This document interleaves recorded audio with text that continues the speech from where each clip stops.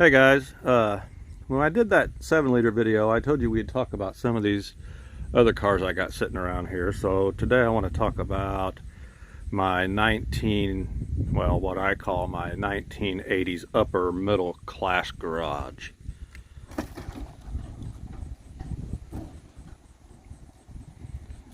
If you notice here, there's hardly any traffic in and out of here. It's all grass growing up in the rocks. We got an 89 Lincoln Town Car in here and a 1986 F-150. We're going to talk about the Lincoln today. I'll get it out in a little bit.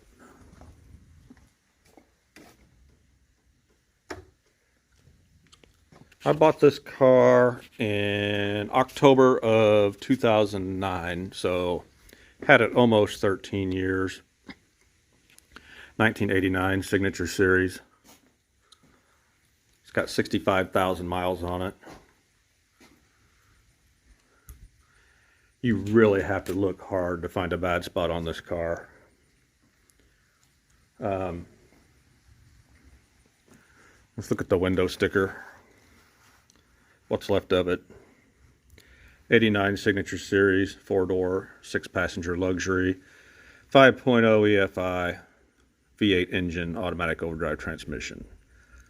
Arctic white with current red leather interior. That was a 1-year only color for the interior.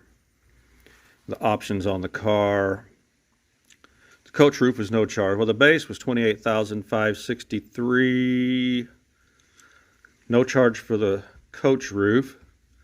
Leather seat trim, $469. Electronic instrument panel, $822. Power glass moonroof, $1,319. Traction lock axle, $101. And this is what's funny about this car. Locking wire styled wheel covers, minus $137. You get a credit because the turbine aluminum wheels were standard on these cars. And this car was ordered by the Lincoln dealer himself out in somewhere around Pittsburgh, Pennsylvania. And I'm guessing he said, hey, go grab the wheels off that car and put them on this one, because it had the wheels on it the first time I seen it. And we'll get to that too. Automatic load leveling, $202.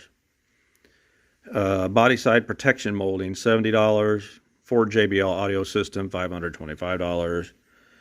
For, destination delivery, $550, and for a total of $32,484 in 1989.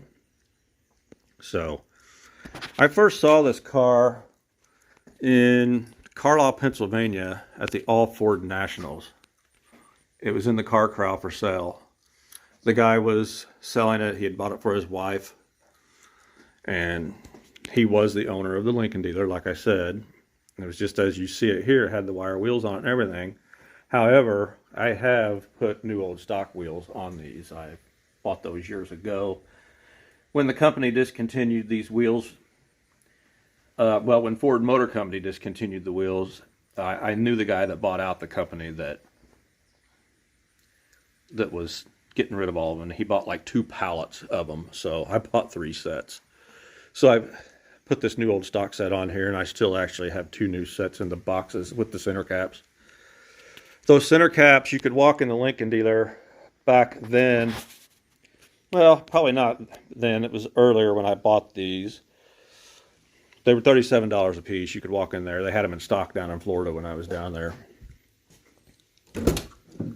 But anyway, the guy was selling it, and he wanted $10,500. He was asking $10,500 for this car, and there was nothing I could do at the time because I had just bought this black 1986 F-150 here, which we're going to probably talk about next.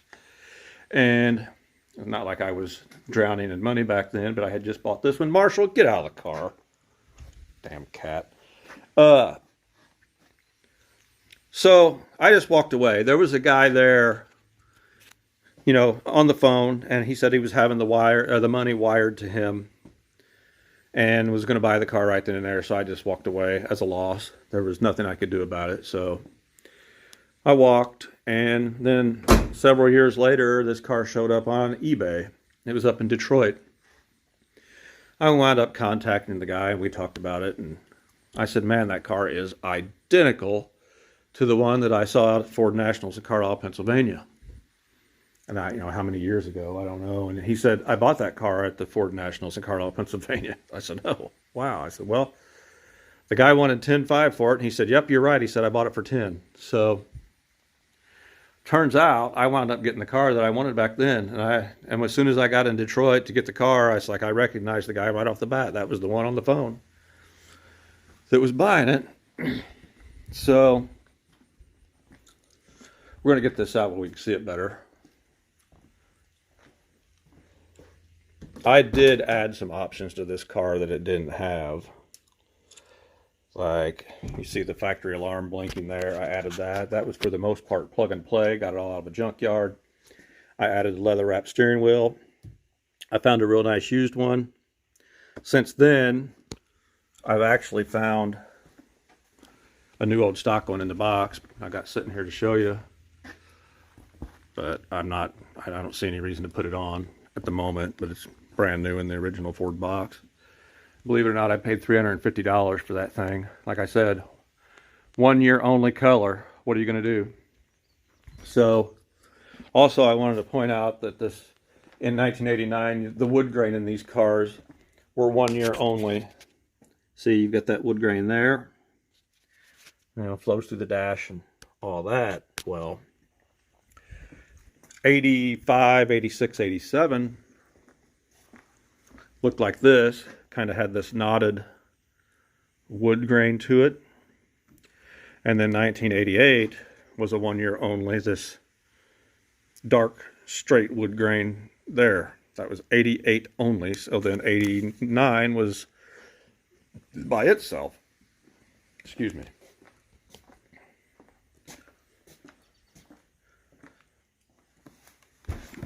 So I added new old stock wire wheels, the leather wrapped steering wheel, the factory alarm. And I also added this auto dimming day-night mirror. Where's the keys?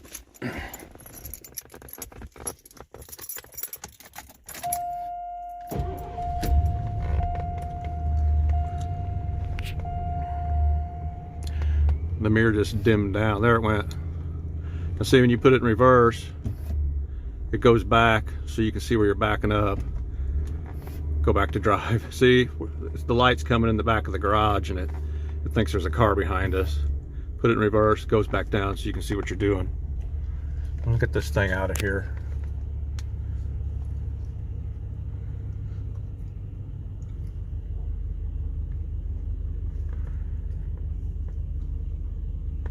Get it over here where we can get around it and get a better look at it.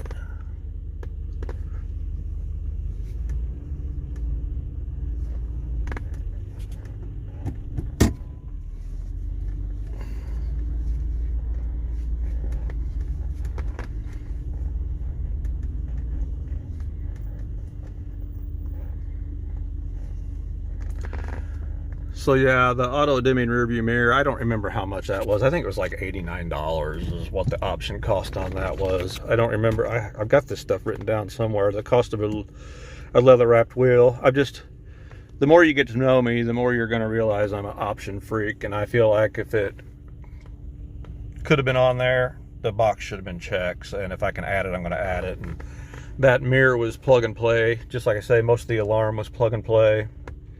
So I added it all. Oh, we'll talk about these. Well, if you see in my video there, the mini vent windows go down first.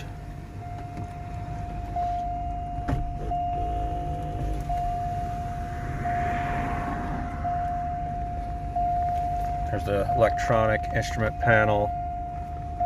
It says 65,249 miles. And you can see my video where I got rid of that other stereo that was in here because the stereo didn't work when I got it, and I put an aftermarket one in it. So I found this one with a guy in one of our Facebook groups and traded him, and now this one works fine. You can see my video replacing that.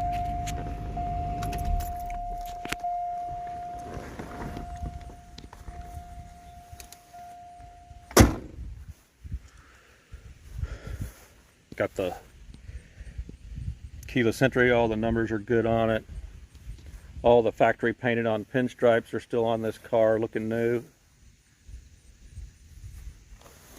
Like I said, all the wire wheels are new old stock, center caps are new old stock.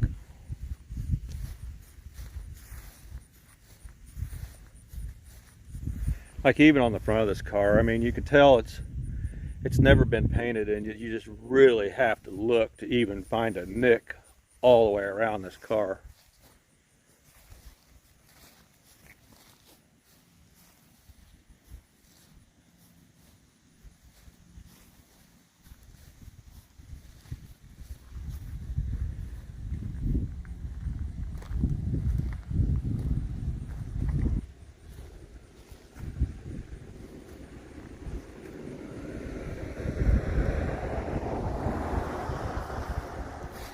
'89 as well. It was 1 year, '89 had this, well, '88 had one like border of these black stripes, and it was all bare in the center, and the town car and the Lincoln emblems were down here in the center of the black, and there was nothing on the trunk lid. And then '89 as well, all of them. And before '89, the Lincoln emblem was up here above the left headlights, but they moved it in '89 down here into the grill. So '88 was really a 1 year car by itself with just a little few knick-knack changes like that, and '89 was by itself with just a few little changes. And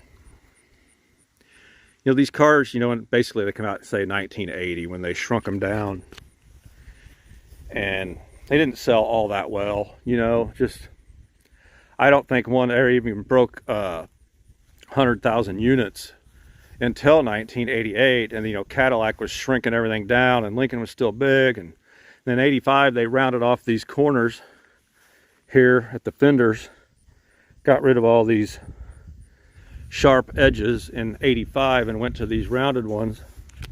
And sales really started taking off a lot better then. They started going up, and I believe '88 they broke 200,000, like 201,000. I think '88 was the best-selling year of all of them. And '89, I don't know what the number is on it, but for some reason I think '88 was the best-selling year. And I think it just that, you know, there just wasn't enough changes for people to upgrade another year, I guess, is what I'm thinking, is why they didn't sell as many '89s. I don't think they sold as many '89s as they did '88s. Look in the trunk here.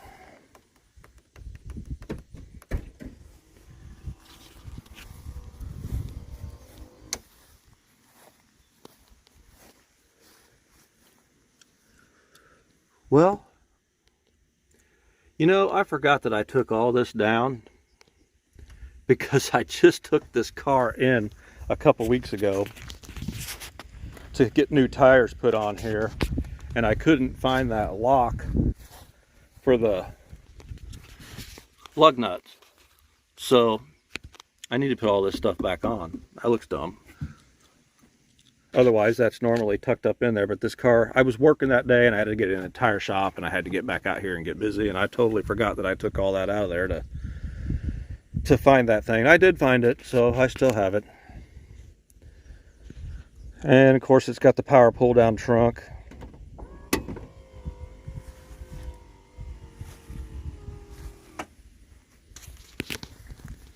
The top is pretty much flawless, no cracks in it.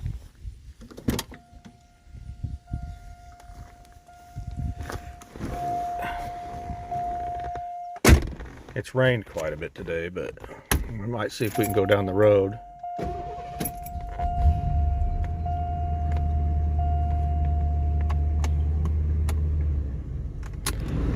Air works good. Well, let's look under the hood.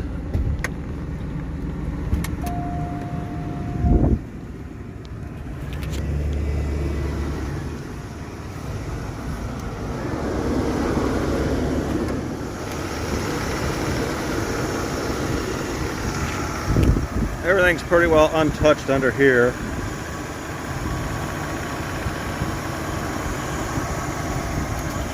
When you see these tags like this here, that means that's the original fender with the VIN number matching. And none of that stuff's ever been changed.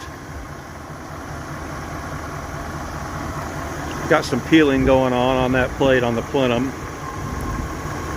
But this thing still has the original numbered Motorcraft spark plug wires on it. As far as I know, it has the original plugs in it. I took it to Florida. It averaged 22.5 miles to the gallon with the air on. I did get rid of the catalytic converters and put dual exhaust on it.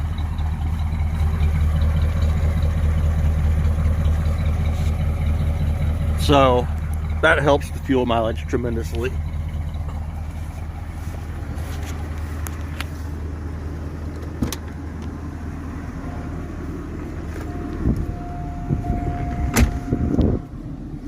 Great backseat area. As you all know, these door panels are notorious for cracking up. You just have to train yourself to keep your arms off of them, and I will show you this driver's one, and it was here when I got it. It does have a crack right here. Right there is the only spot, and I just trained myself to keep my dang arm off of it. I'm constantly looking for one. Oh, see, I forgot. See, that's in there too because I wouldn't let the tire shop touch the wheels. I took my own four-way in there. So I told them, I said, you guys just stand back. I'll take the center caps and lug nuts off of it. And you could tell it made one guy mad, but you know, you don't want those kids messing with it. I forgot all about that stuff still being in there. And I'm not that happy with these Uniroyal tires either. I'll show you why. If I get my shadow out of the way. There's a lot of spots where there's like brown or black bleeding through on it. So I've been in touch with Uniroyal. I think they are going to replace them and make it right, but I don't know that they're going to be any better. So let's see what happens.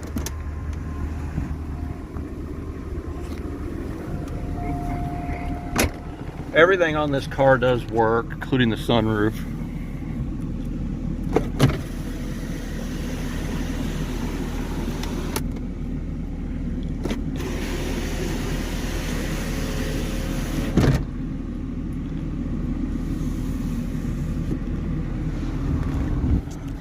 We'll get these windows up and go for a little ride if we can dodge some water holes.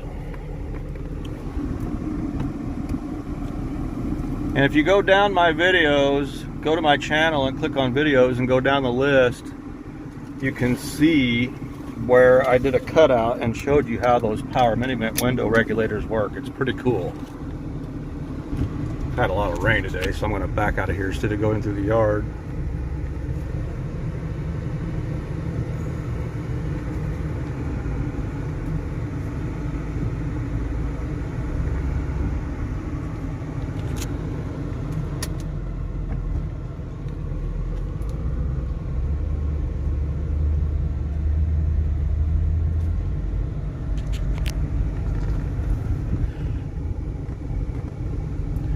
I do believe 89 was my favorite out of all these boxy Lincolns.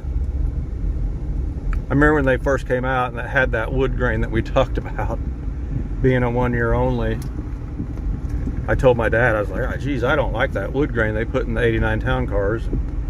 My dad said, well, you'll get used to that. And well, he was right. It doesn't bother me at all. I kind of like it better than all the rest of it now.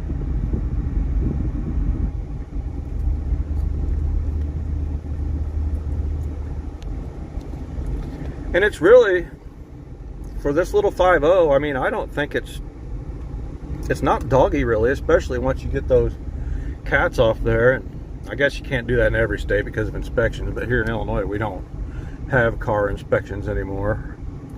Believe me, I could see it coming again, but they're long gone. Cats and dual exhaust make a big difference as far as performance and mileage.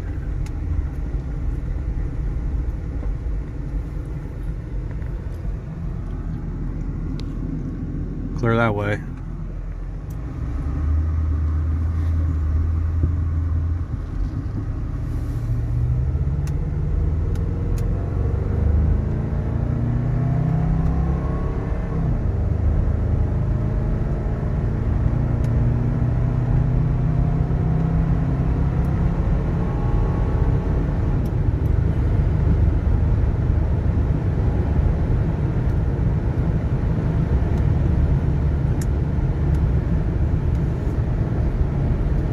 There we are, 80 mile an hour, and ain't got a shake or shimmy in it.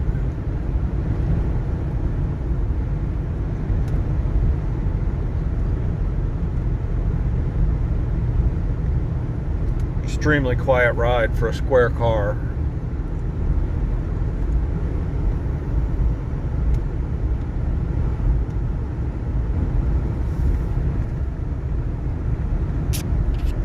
Turn that hair down a little.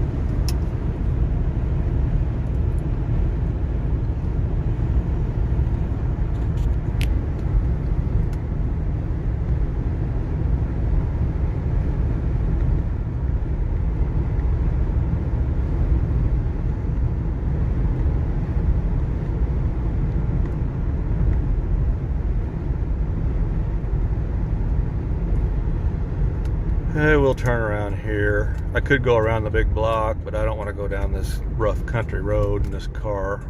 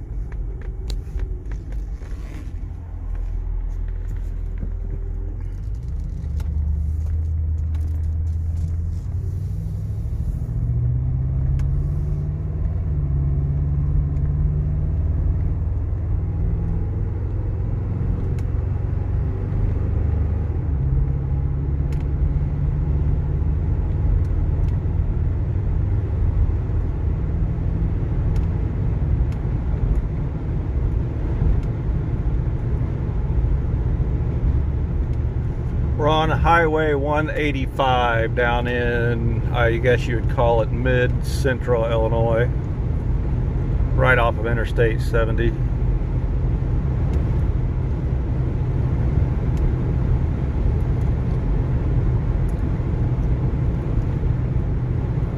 Seems like it's either 110 or raining anymore.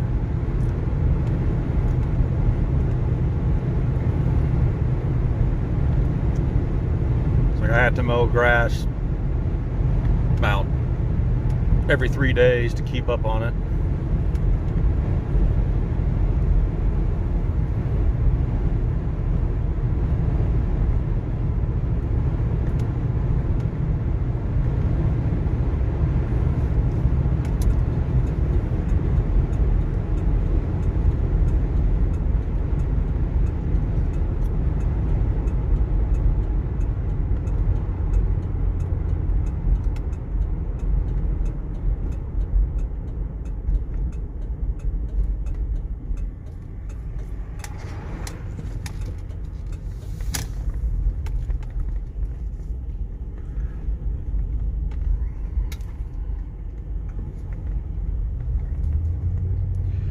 Yeah, I just live a little bit off of the highway, right by Vandalia Lake here.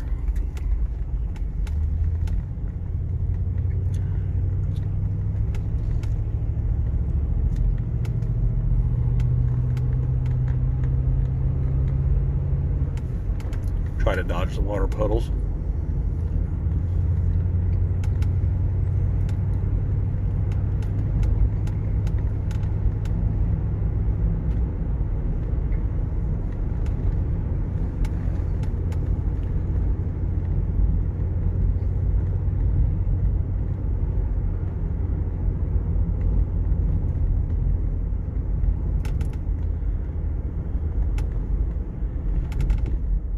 That little yellow thing there with the tarp over it, that is a customer's car. That is not mine.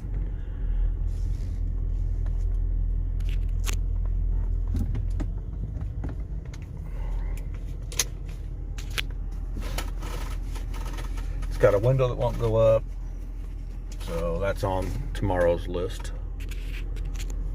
Well, the radio, let's see. Oh, the antenna's down. We're not going to pick anything up. Positive.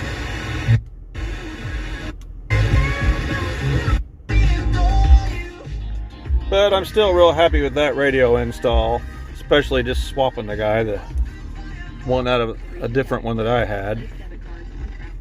So that worked out good. But there you go. There's the 89 town car that I missed out on in Carlisle, Pennsylvania, and wound up getting it anyway. Get my glasses before I forget them. So put in the comments, let me know what you think of it. Let me know if I made any mistakes. But we'll go around it again. It's definitely one of my favorite cars of all time. I can see why they were killing Cadillac at the time.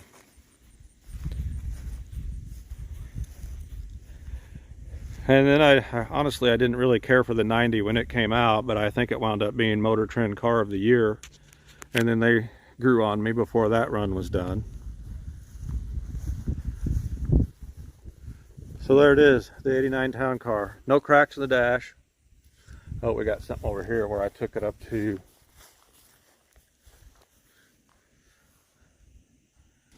#100 anniversary Lincoln Motor Company up at Hickory Corners, Michigan at the Gilmore Car Museum. That was a fun event. That's been laying there on the dash ever since. So, alrighty, that's it. I think I'm out of stuff to talk about on the town car.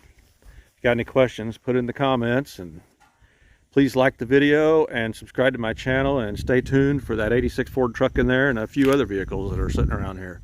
Thanks for watching. I'm going to get that spare tire back up where it needs to be, and that dang lug wrench out of the floorboard. Thanks for watching. See ya. Alright guys, I wanted to show you that I got the lug wrench out of the floorboard and put back where it belongs in the garage, and I got the spare tire and everything put back up here where it belongs. And then I see this that I didn't tell you about. I also deleted the smog pump on this thing, and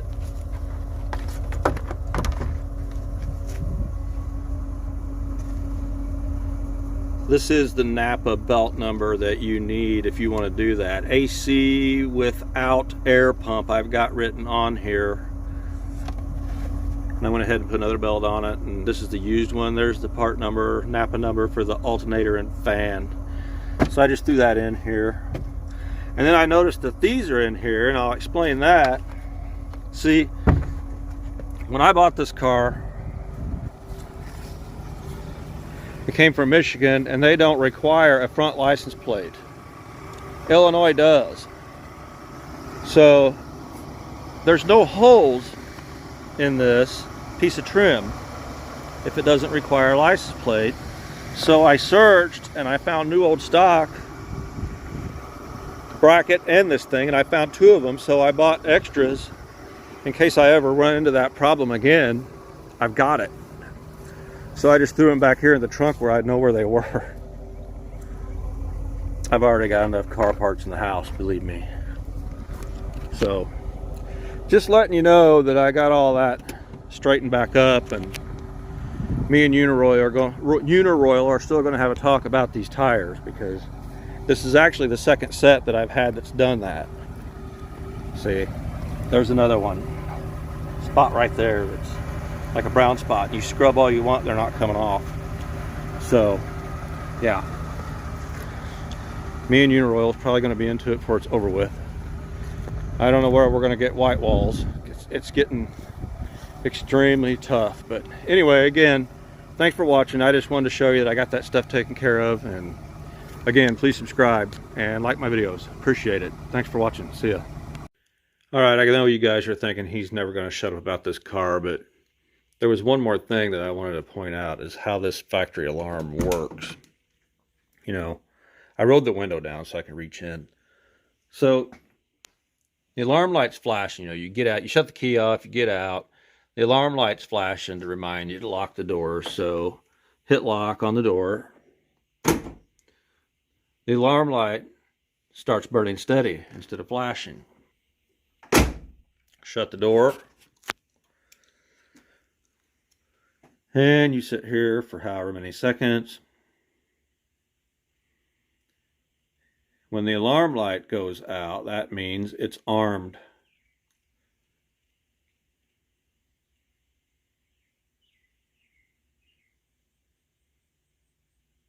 Okay, the alarm light just went out, so it's armed. So say somebody comes up here, they try to pry the door open, they knock the lock out, they bust the window or even the wing window or whatever, and they reach in, they open the door.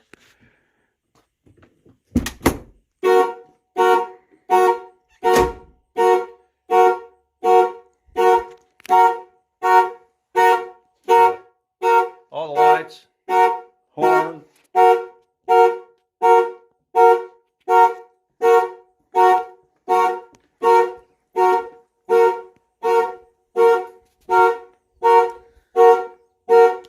So, all you gotta do is put the key in.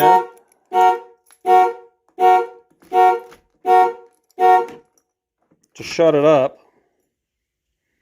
Or another thing you can do, the alarm's going off, we'll do it again. I'll set the keys up here. And wait for it to go out.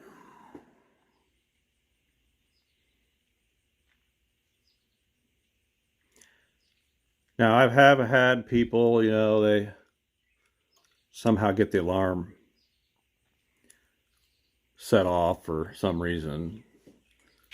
Okay, the light's out, so that means it's armed again. We broke out the window. We're going to open the door. All you got to do is go through the code.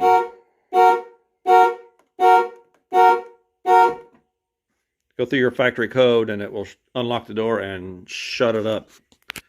So that's how the factory alarm works on the car. I wanted to point that out. A lot of people always ask me how they work, so thought I'd throw that in there as well. Like I said, if you got any questions, please ask in the comments.